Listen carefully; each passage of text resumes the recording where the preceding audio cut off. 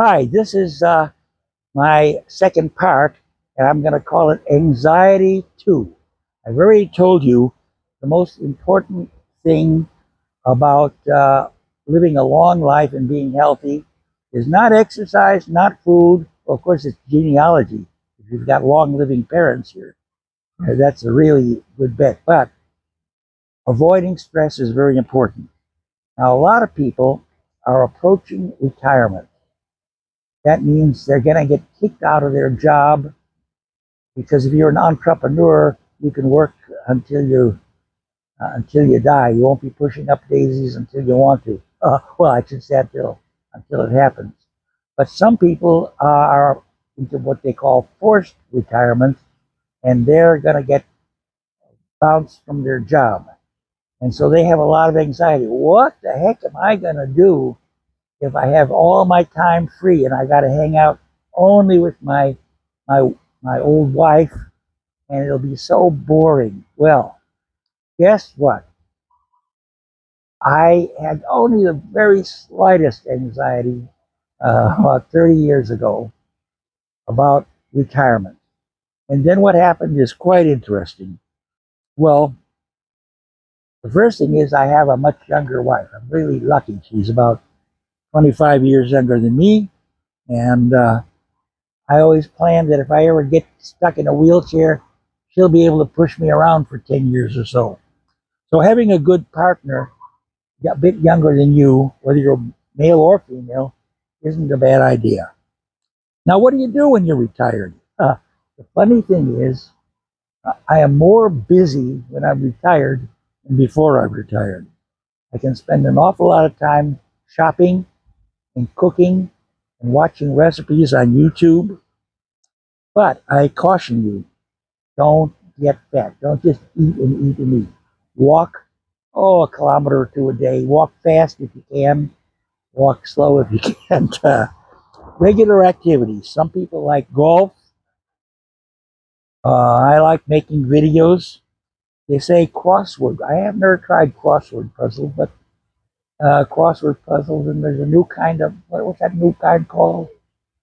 A special crossword puzzle. I've never tried it, but anything that makes you think is good. People say you can avoid senility by having a second language or learning a second language. And actually, if you learn a second language, you'll see that there's some words that will actually cause you to think differently. For instance, when I learned German, I learned a word called Weltanschauung. Anschauung. Weltanschauung. Hard to pronounce. But anyway, it translates roughly into worldview, how you view the rest of the world. But in German, it has a different meaning, and part of that meaning is uh, when you wake up in the morning and you look around and you see the world, you create the universe, huh? And that gives you a feeling of, oh, it's almost like power. You're sort of like God. The universe is there, houses are there, lakes like this beautiful lake are there only because you see them and you acknowledge that they're there. So that's part of your worldview will be changed if you learn a second language. Now, well, home improvements. Now I found stuff that I would just let go, a broken window that doesn't open right, or who knows what.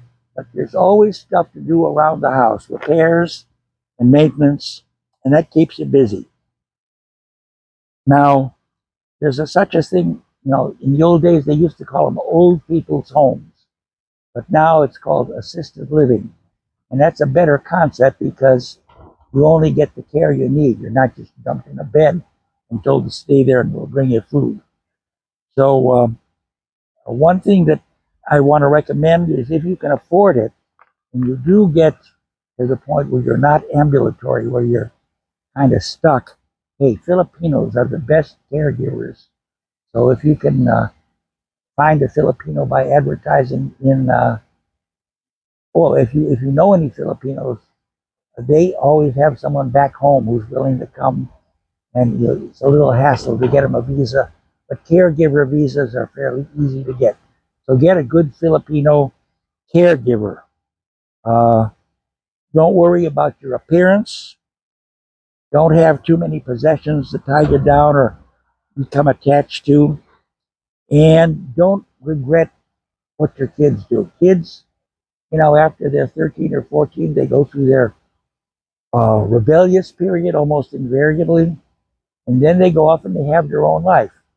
So, for the most part, your kids and your kids don't care too much about you. In foreign countries like the Philippines, grandpa and grandma are very respected. They're taken care of. But in the U.S., huh, the kids go off and they're lucky to get a birthday card. Funny enough, your grandchildren, your grandchildren love you. You love them. You have a lot of good times with them, and and your parents, pardon me, your kids have a common enemy. You. In other words, you still want to regulate what your kids do, but your grandchildren, you're kind of easygoing with them and nice to them, and they love you much more than your own kids do. So enjoy your retirement. Uh, as I said, I like a movie every night. I like to listen to music. Everybody likes the music of their own generation. When you were, let's say, 12 to 18, that's the music you probably still like today. They call that retro. Okay, uh, that's my advice for today. And I think you can go back to whatever you were doing before and enjoy your life.